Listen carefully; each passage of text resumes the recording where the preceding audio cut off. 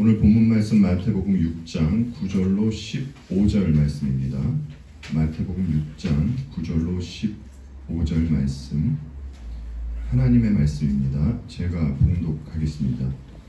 그러므로 너희는 이렇게 기도하라. 하늘에 계신 우리 아버지여, 이름이 거룩히 여김을 받으시오며 나라가 임하시오며 뜻이 하늘에서 이루어진 것 같이 땅에서도 이루어지이다.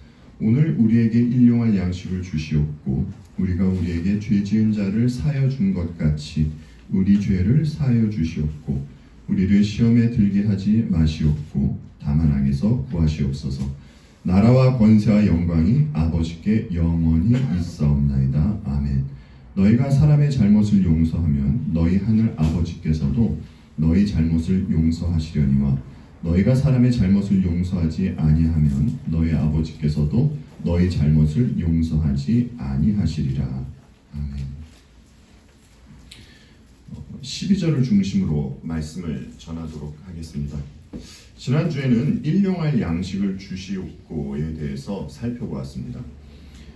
잠시 지난주 내용을 떠올려 보겠습니다. 일용할 양식이 무엇이었습니까? 일용할 양식이란 음식뿐만이 아니라 오늘을 살아가는 것에 있어서 필요한 모든 것이 일용할 양식입니다. 그리고 일용할 양식에는 육에 관한 것도 있지만 영에 관한 것도 있습니다. 이 땅을 살아가는 자녀들은 영과 육에 일용할 양식을 공급받으며 살아야 합니다. 그런데 이 일용할 양식을 누가 공급해 주는 것이었습니까? 하늘 아버지께서 공급해 주시는 것이었습니다. 하지만 세상과 마귀는 자기들도 일용할 양식 이상을 줄 것처럼 속이기 때문에 이를 분별하고 조심해야 하는 것이죠. 그리고 육신에 대한 일용할 양식은 신자와 불신자 모두에게 필요한 것입니다. 그러나 신자에게만 필요한 영적인 양식이 있습니다. 그것이 무엇입니까? 예수 그리스도이시죠. 예수님께서 베풀어 주신 은혜를 날마다 묵상하고 상고해서 영적인 양식을 먹어야 하는 것입니다. 아버지는 자녀들에게 이 양식을 주시기 위해서 하늘로부터 성령 하나님을 보내주셨습니다. 그래서 자녀들은 날마다 주님의 은혜를 깨닫고 살아갈 수 있는 것입니다. 오늘은 주님이 알려주신 5번째 간구에 대해서 살펴보겠습니다. 12절 말씀만 제가 다시 한번 읽어볼게요. 우리가 우리에게 죄 지은 자를 사하여 준 것 같이 우리 죄를 사하여 주시옵고. 주님은 제자들에게 죄사함에 대한 간구를 알려주십니다. 그런데 개역개정이나 새번역 성경을 보시면 12절에 풋노트를 달아놓았는데 이렇게 되어 있습니다. 우리가 우리에게 빚진 자를 탕감하여 준 것 같이 우리의 빚도 탕감하여 주시옵고, 이렇게 나와 있어요. 그러니까 죄는 어떤 의미가 있는 것입니까? 누군가에게 빚을 졌다는 의미가 있는 것입니다. 여러분, 죄를 짓는 것과 빚을 지는 것에 어떠한 공통점이 있습니까? 사람이 죄를 지으면 죄의 노예가 되고요, 빚을 지으면 빚쟁이의 노예가 됩니다. 따라서 죄와 빚의 공통점은 사람을 얽어맨다라는 것이에요. 지난주에 말씀을 시작하면서 이런 말씀을 드렸습니다. 사람들의 문제는 자기 자신을 모른다는 것, 이것이 문제라고 말입니다. 이것이 왜 문제냐면 자기 자신을 모르면 나에게 무엇이 필요하고 또 무엇을 구해야 하는지 모르기 때문입니다. 5번째 간구도 이와 같습니다. 하나님 앞에서 자기 자신이 어떤 존재인지 모르면 5번째 간구를 할 수가 없습니다. 자기 자신을 알아야 이 간구를 할 수 있는 것이에요. 그러면 이 세상에 수없이 많은 사람이 있습니다. 그들 가운데 누가 자기 자신을 알고 있겠습니까? 온전히는 알지 못하더라도 말입니다. 다른 말로 하면 하나님 앞에서 자기가 정말 죄인인지 누가 알고 있겠습니까? 하나님의 자녀들이 알고 있습니다. 희한하지 않습니까? 하나님의 자녀가 아닌 사람은 자기가 심각한 죄인인 줄 알지 못합니다. 오히려 거룩하신 하나님의 자녀들만이 자신이 죄인이라는 사실을 알고 있는 것이에요. 환원해서 말씀드리자면 오직 하나님의 자녀만이 하나님께 빚진 자라는 것을 안다는 것입니다. 여러분, 자기가 누군가에게 빚을 졌음에도 불구하고, 그래서 그 누군가가 자신이 진 빚을 탕감해 주었음에도 불구하고 자기가 탕감받은 빚이 얼마인지 모른다면 어떤 모습이 나타나는 줄 아십니까? 성경은 이에 대해서 이렇게 말씀을 해주고 있습니다. 마태복음 18장 27절로 30절 말씀 함께 보겠습니다. 그 종이 주인이 불쌍히 여겨 놓아 보내며 그 빚을 탕감하여 주었더니 그 종이 나가서 자기에게 100데나리온 빚진 동료 한 사람을 만나 붙들어 목을 잡고 이르되 빚을 갚으라 하매 그 동료가 엎드려 간구하여 이르되 나에게 참아주소서 갚으리이다 하되 허락하지 아니하고 이에 가서 그가 빚을 갚도록 옥에 가두거늘. 이 비유는 여러분들께서 너무나 잘 아시는 용서할 줄 모르는 종의 비유인데요. 이 비유 바로 앞에 어떤 말씀이 있었냐면 주님과 베드로가 용서에 대한 이야기를 하는 장면이 있었습니다. 베드로가 주님께 질문을 하죠. 주여, 형제가 내게 죄를 범하면 몇 번이나 용서해야 합니까? 7번 하면 되겠습니까? 주님은 이에 대한 답으로 7번을 70번까지라도 그렇게 해야 한다고 하시면서 이 용서할 줄 모르는 종에 대한 비유를 말씀을 하신 겁니다. 여러분께서 이 비유를 잘 알고 계실 겁니다. 이 패역한 종이 임금으로부터 얼마를 탕감받았습니까? 무려 10,000달란트를 탕감받았습니다. 10,000달란트는요, 엄청난 액수입니다. 보통 사람은 감히 상상도 못하는 그런 액수예요. 여러분, 당시에 노동자의 하루 품삯이 얼마인 줄 아십니까? 1드라크마입니다. 그런데 6,000드라크마가 있어야지만 그때 1달란트가 됩니다. 그러니까 한번 생각해 보세요. 1만 달란트가 얼마나 큰 돈이겠습니까? 보통 사람은 이런 돈을 생각하지 못할 뿐더러 또 갚을 능력도 없습니다. 그런데 패역한 종은 임금으로부터 이렇게 어마어마한 빚을 탕감받은 것입니다. 이런 그가 이번에는 자기에게 빚진 자를 만나게 되죠. 그의 빚은 100데나리온입니다. 데나리온은 드라크마와 비슷한 가치를 가지고 있는 것이에요.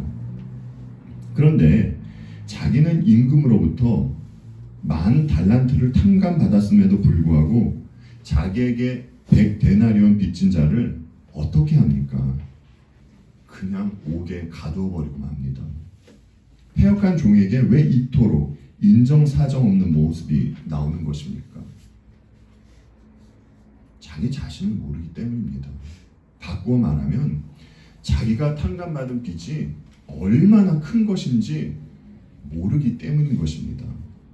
자기는 은혜 받기에 합당하지만 다른 이는 어림없다라는 이런 이기적인 마음이 있기 때문인 것이에요. 그래서 상대에게 따뜻하게 대하지 못하고 용서하지 못하는 것입니다. 그렇다고 누군가가 잘못을 했을 때 이래도 좋고 저래도 좋다라는 식으로 넘어가라는 것은 아닙니다. 여러분, 죄인에게 있는 마귀적 본성이 무엇인 줄 아십니까? 자기 방법으로 자기 치부를 가린다라는 것이에요.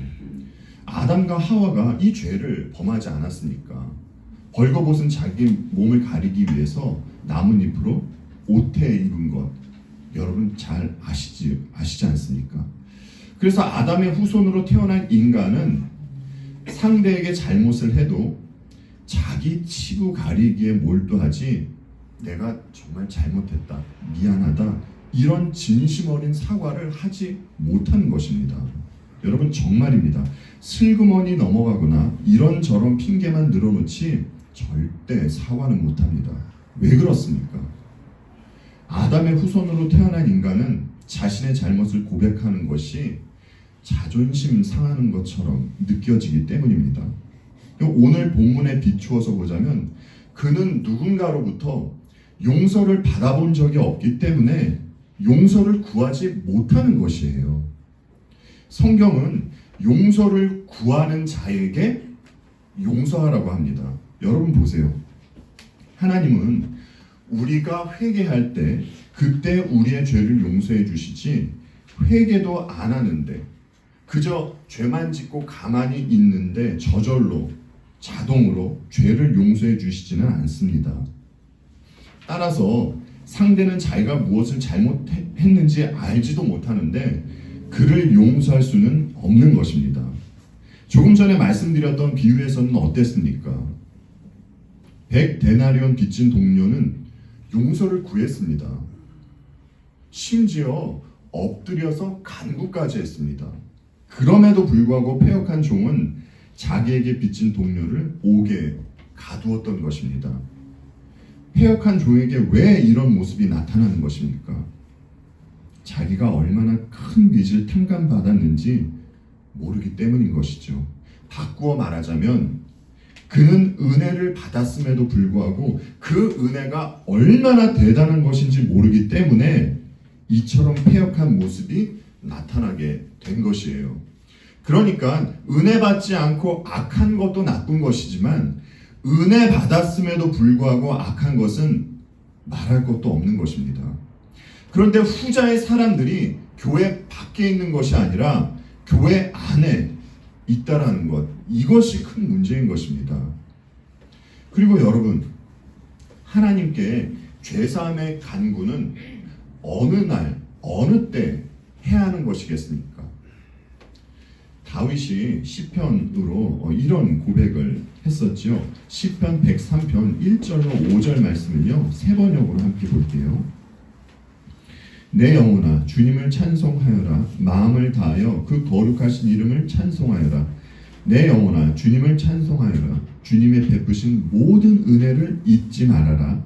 주님은 너의 모든 죄를 용서해 주시는 분, 모든 병을 고쳐주시는 분, 생명을 파멸해서 속량해 주시는 분, 사랑과 자비로 단장하여 주시는 분, 평생을 좋은 것으로 흡족히 채워주시는 분, 내 젊음을 독수리처럼 늘 새롭게 해주시는 분이시다. 아멘. 여러분, 다윗이 뭐라고 합니까? 주님은 너의 모든 죄를 용서해 주시는 분이라고 합니다. 그리고 늘 새롭게 해주시는 분이라고 고백하지요. 성도는 매일의 삶에서 일용할 양식을 구하지 않습니까? 이와 같이 죄사함도 날마다 구해야 한다라는 것이에요. 이때 성도는 이전 것은 지나갔으니 보라 새 것이 되었도다 라고 고백한 바울처럼 하나님은 늘 새롭게 해주시는 분이라는 다윗처럼 하나님의 자비하심과 긍휼하심을 이때 경험하게 되는 것입니다. 언제까지 말입니까? 네, 이 땅을 사는 동안 평생 이 간구를 하게 되는 것입니다. 그러면 이 부분에 있어서 한 가지 질문이 떠오릅니다. 그리스도의 십자가 사건은 역사에서 몇 번 있었던 일입니까? 단 한 번만 있었던 일이었잖아요. 그리고 그리스도인은 예수님의 십자가 사건을 믿음으로써 자기 죄를 단번에 용서를 받습니다. 과거에 지은 죄뿐만이 아니라 앞으로 지을 죄도 용서받습니다. 그럼에도 불구하고 왜 매일 죄사함의 간구를 드려야 하는 것입니까? 예수 그리스도의 십자가 사건은 2000년 전에 우리 밖에서 벌어진 객관적인 사실입니다. 이 사실을 믿고 오늘을 살아가는 자녀들은 십자가 사건을 주관적으로 이제 경험하게 되는 것이에요. 그래서 그 십자가 사건은 남을 위해서 일어난 사건이 아니라 나를 위해서, 우리를 위해서 일어났다라는 것을 알고 그 앞에 엎드리게 되는 것입니다. 이런 이유에서 나에게 죄의 잔재가 보일 때마다, 죄의 오염이 나올 때마다, 그렇습니다 주님, 주께서 십자가에서 보혈을 흘려주시지 않으셨다면 저는 죽어 마땅한 존재였습니다. 그런데 주님, 또 이렇게 죄의 잔재가 나타나고 있습니다. 용서해 주십시오. 이렇게 죄사함의 간구를 드리게 되는 것입니다.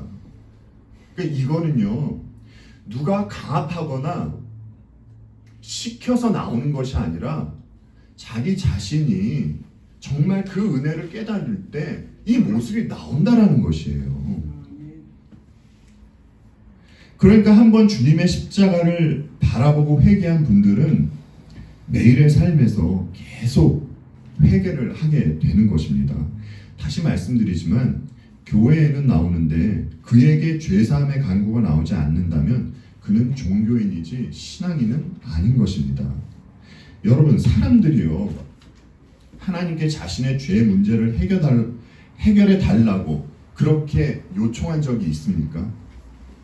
그래서 하나님은 그 요청 소리를 들으신 다음에, 그 후에야 죄의 문제를 해결해 주시려고 독생자를 보내주셨습니까? 그렇지 않잖아요.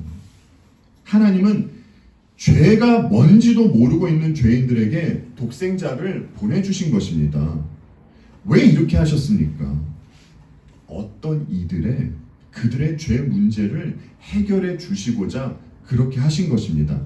그런데 이제 그 어떤 이들이, 죄의 문제를 해결받은 이들이 죄가 뭔지 알게 되고 죄와 싸우게 된다는 것이에요. 죄를 알기 때문에 영적 싸움이 나오는 것입니다.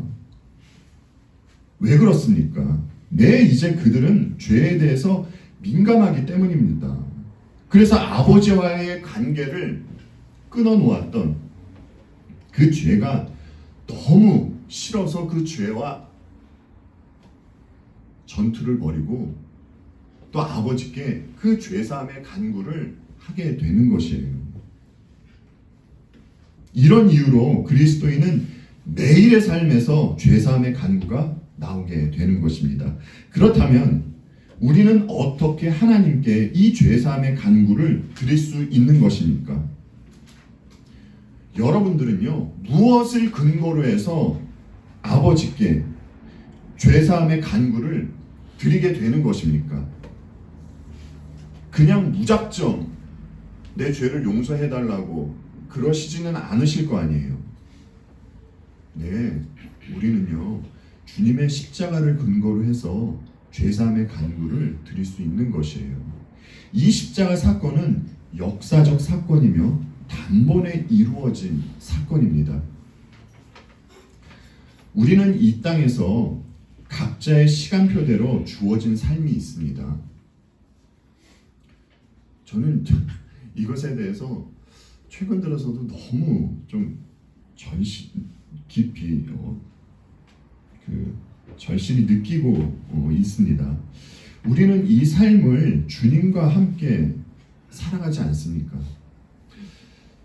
그런데 늘 우리와 함께하고 계신 주님이 어떤 분이십니까? 주님은 온전하시고 참으로 거룩한 분이세요. 그러나 우리는 어떻습니까? 우리 안에는 죄의 잔재, 죄의 오염이 아직 남아있잖아요. 그렇다면 거룩한 주님과 함께하는 우리에게 어떠한 반응이 나오게 되겠습니까? 이에 대해서 주님과 베드로의 대화를 한번 들어보겠습니다. 조금 길지만 저와 여러분이 한 절씩 읽어보겠습니다. 요한복음 13장 3절로 10절 말씀인데요. 세 번역으로 함께 볼게요. 한 절씩 읽겠습니다. 예수께서는 아버지께서 모든 것을 자기 손에 맡기신 것과 자기가 하나님께로부터 왔다가 하나님께로 돌아간다는 것을 아시고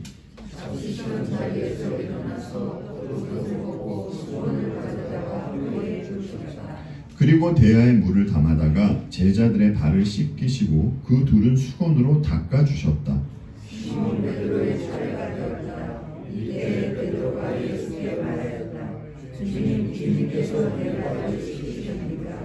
예수께서 그에게 대답하셨다. 내가 하는 일을 지금은 내가 알지 못하나 나중에는 알게 될 것이다.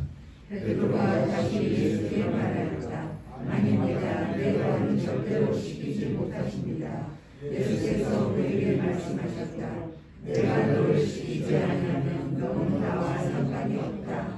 그러자 시몬 베드로는 예수께 이렇게 말하였다. 주님, 내 발뿐만이 아니라 손과 머리까지도 씻겨 주십시오. 예수께서 그에게 말씀하셨다. 이미 목욕한 사람은 몸이 깨끗하니 가라앉게는 더 씻을 필요가 없다. 너희는 깨끗하다. 그러나 다 그런 것은 아니다. 아멘. 예수님께서 누구의 발을 씻겨 주시는 것입니까? 여전히 죄의 문제를 해결받지 못한 바리새인과 율법 학자들의 발을 씻겨 주는 것입니까? 그렇지 않죠. 주님은 당신과 상관이 있는 제자들의 발을 씻겨 주신 것입니다. 당시의 제자들은 온전한 그 믿음을 가지고 있지는 못했지만 유다 그 제자 한 사람을 제외하고는 믿음이 있던 사람들이었습니다. 그런데 재미있는 것은 예수님께서 베드로의 발을 씻기려고 할 때입니다. 베드로는 너무나 황송했는지 자신의 발을 씻기려는 주님을 말리죠. 이런 베드로에게 주께서 말씀합니다. 내가 너를 씻기지 아니하면 너는 나와 상관이 없다 라고 말입니다. 그리고 10절에서 이토록 중요한 말씀을 하세요. 이미 목욕한 사람은 온몸이 깨끗하니 발밖에는 더 씻을 필요가 없다. 너희는 깨끗하다. 주께서 베드로에게 왜 이런 말씀을 하셨겠습니까? 주님은 베드로를 위해서 앞으로 행하실 그 십자가 사건을 내다보시고 더 이상 깨끗함을 받을 필요가 없다고 그렇게 말씀을 하신 것이에요.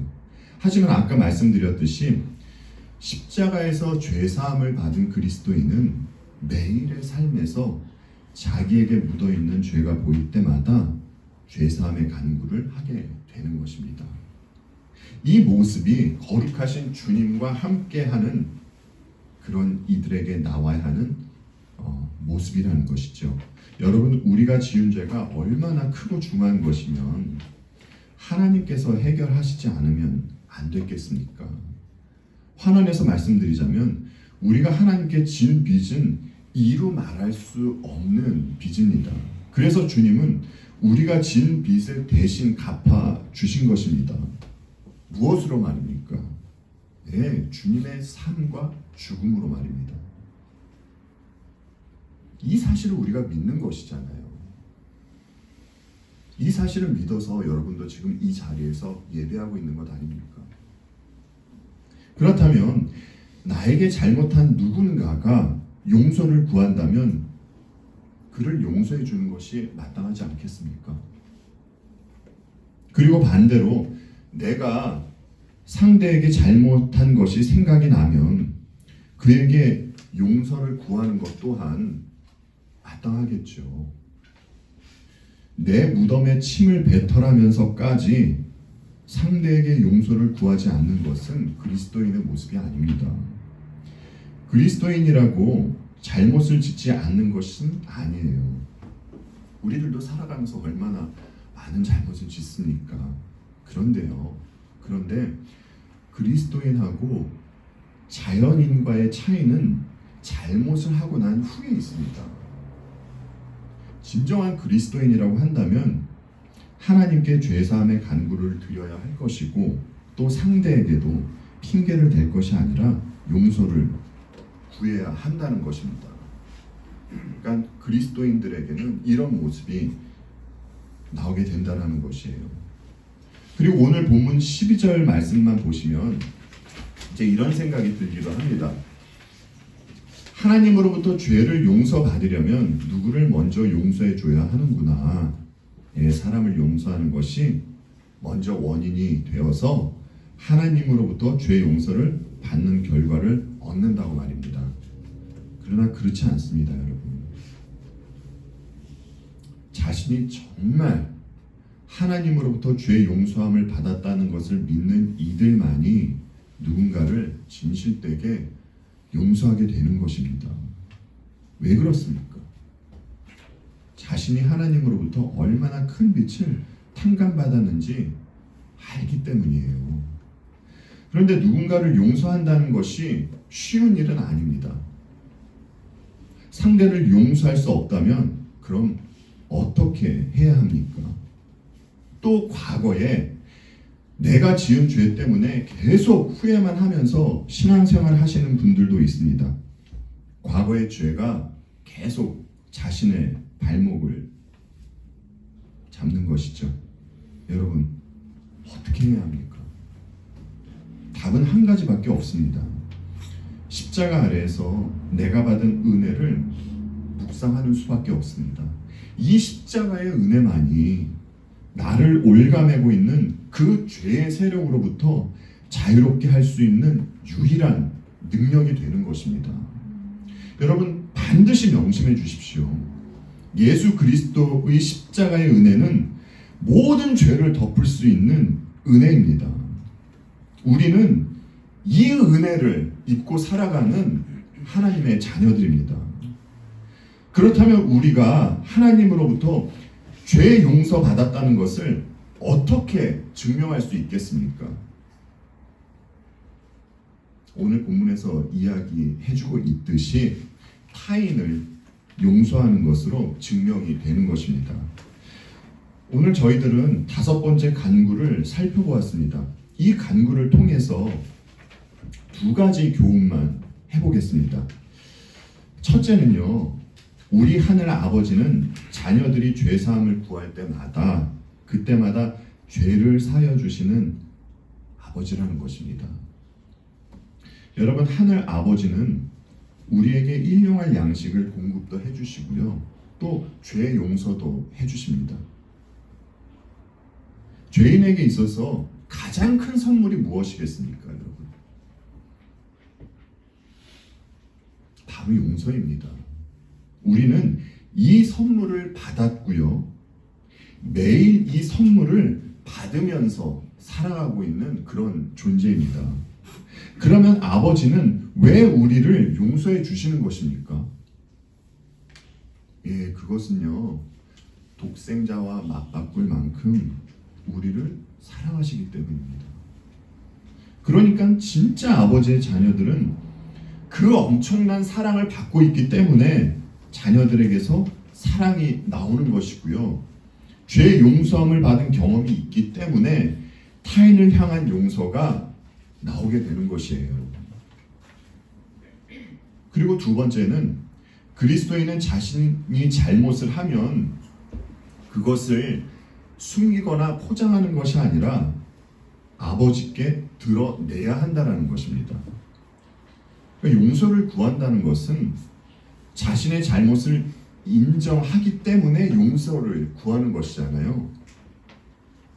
자신의 잘못을 인정할 때, 그때 하나님은 예수 그리스도의 보혈로 그 잘못, 그 죄를 덮어주시는 것입니다.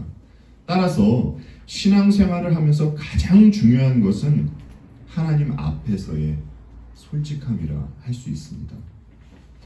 우리는 우리를 용서해 주신 예수 그리스도 안에서 살아갑니다. 이 삶을 살아가면서 여러 일들을 겪게 되죠. 때로는 상대에게 용서를 구해야 하는 자리로 가기도 하고요, 또 때로는 상대를 용서해야 하는 자리로 갈 때도 있습니다. 김남준 목사님 책에 이런 말씀이 있더라고요. 우리들이 헛되이 살아가는 오늘은 어제 죽어간 사람들이 그렇게 살고 싶어 했던 내일이다 라고요. 여러분에게 용서를 구한 사람이 내일도 있으리라는 법은 없습니다. 하나님으로부터 큰 빚을 탕감받은 이들답게 타인을 용서하면서 또 나에게 죄가 보이면 속히 아버지 앞으로 나아가 죄사함을 간구하는 저와 여러분이 되기를 바랍니다. 이 간구를 할 때에 정말 자비하시고 긍휼하신 아버지께서 품어 안아 주시는 이 따뜻함을 맛보고 누리게 될 것입니다. 이 따뜻함을 풍성히 맛보고 누리시는 저와 여러분이 되기를 바라면서 오늘 말씀을 마치도록 하겠습니다. 기도하겠습니다.